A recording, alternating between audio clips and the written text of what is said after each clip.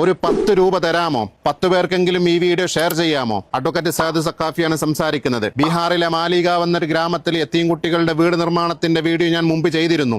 ആ വീട് നിർമ്മാണത്തിന്റെ തറക്കല്ലിടൽ ബഹുമാനപ്പെട്ട ശിഹാബുദ്ദീൻ ബുഖാരി തങ്ങൾ ചെയ്യുകയും ആ നിർമ്മാണം ഇവിടെ വരെ എത്തുകയും ചെയ്തു. ഇനി ലിൻഡൽ വാർപ്പാണ് ഇതിന്റെ അടുത്ത പണി.